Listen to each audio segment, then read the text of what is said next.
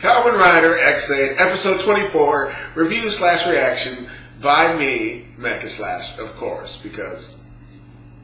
Anyway, after last week's episode, after, the untimely death of all our boy Dan, he went out last week. He didn't make it.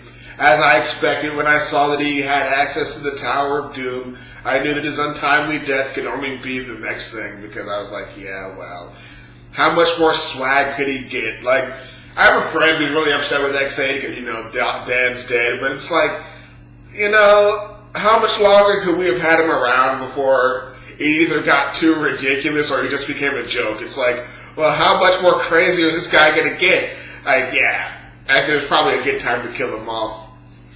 That being said, this week's episode, I didn't really care for it too much, and it wasn't because it was really bad or anything, but of course it was a cool-down episode, and it was fine, and it served its purpose, and I'll talk about that later. But, of course it wasn't a really big episode for me. I was really just sitting there thinking, it's like, how am I going to review this? There really isn't much to talk about, but... luckily, there's some swag near the end that I can use to extend the time on this video. So it looks like we're not out of luck. It looks like I get to make another video. Now, like I said, for the most part, this week's episode, it was just alright. It was fine. There was this weird Toku cameo. I guess it's like the Toku Power Ranger show that's like fucking airing right now. I don't know. I don't know how to keep up with it. I don't know what the fuck goes on that side of the moon. All I know that I keep track of the Kamen Rider shit, and that's what I talk about. I try to stay in my lane. I ain't trying to swag any of the fucking Toku boys, but yeah, I don't know what the fuck is going on over there. So I was just like.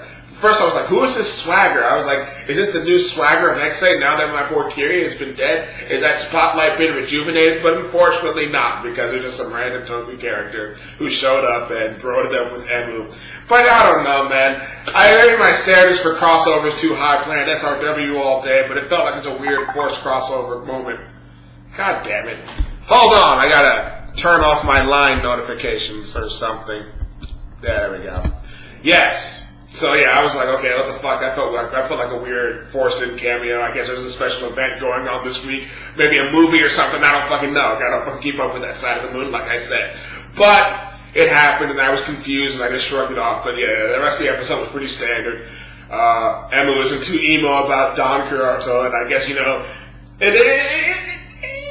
it reflects the audience, really. We were all sad about Dan, but now we're ready to, move on with life and get started with this Kamen Rider Chronicle thing. And here is where the good part starts.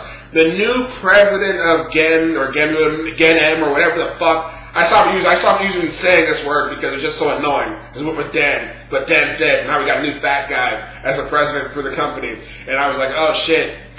Now, my first instinct was that he was evil or something, and, that turns out being correct, but I thought, as the episode went on, I was just kind of like, okay, what's going on? He wants somebody to sing a song for their game, okay, whatever the fuck. And then he talked about Kamen Rider Chronicle, and then, all of a sudden, his voice is switched with Junichi Suwabe, and that's when I knew he was a fucking evil guy, or either that or a major character, because Junichi Suwabe, there ain't no way that fucking big bucks actor is going to be on this show just to be a joke character. Though, you could say that's been done before with some big actors, but whatever, fuck it. That was pretty much when I had the instinct where I was like, okay, yeah, this guy is not to be trifled with, and what do you know? He brainwashes Poppy P-Pop-Ho, or whatever the fuck. I've never said her name, I don't think, at this point. Maybe I have, I don't remember. I just don't remember saying it, but whatever, fuck it. Poppy P-Pop-Ho, whatever the fuck you want to call her. Poppy, we'll go with that. She gets brainwashed by the guy, and now all the Bucksters are ready to start a Kamen Rider Chronicle with Palat at the head, and he even rejuvenated that one dude that was killed off. And, I guess that shows why he didn't have that whole emotional outburst when he died, because he was just like, I guess when this guy served his purpose, I'll just bring back my boy anyway. And that's what he's going to do. But now, I'm super hyped for next week, because pretty much Kamen Rider Chronicle is confirmed to be taken off the ground. We got, in the preview, they're showing riders transforming and shit. I'm like, god damn. I mean, not riders. Normal citizens transforming. Of course, riders transform. That's what they do. But yeah, citizens transforming. And it's like, oh shit. And there's like this fucking part of the preview where Poppy's dancing on a bridge somewhere while a bunch of people die. So she's like a maiden of death. And I'm pretty sure they're going to have to kill her off too now because I guess she, of course, she's a buckster. And also she's brainwashed now. I don't know how they're going to save her. Oh, it's just the suffering never stops with X8 for some fucking reason. It's just no breaks on this fucking train. So now, not only did my boy Kyrie got to die, Dan's got to die, now Poppy's got to die. And I was like, hey, but on the bright side, we get her, there's a female character getting a rider form, and I know that a lot of people have complained about how useless Poppy was or whatever. I know two people in general who are like, oh, she's annoying, she doesn't do much. What's the point of her character? She's not the good character, she's not good comic relief or comic relief, but whatever. Now, she's one of the main villains, and she also has a rider form. So I'm pretty sure that was revealed a while back, but nobody knew it was going to be under the, this sort of situation, sort of swag. I mean, nobody saw this coming. I didn't see it coming at the very least, especially not with the way this episode was going. I was just like, okay, yeah, this is whatever. It's not, like I said, it's not a bad episode, but when you're used to the Dan Carotto hype week after week after week, the random cooldown episodes tend to wear on the nerves a little bit more. But, like I said, it wasn't a bad episode, and next week is going to be great. So, we got that much to look forward to. Not sure what else I got to talk about. But like I said, the weird cameo was in there. Next week's going to be hype.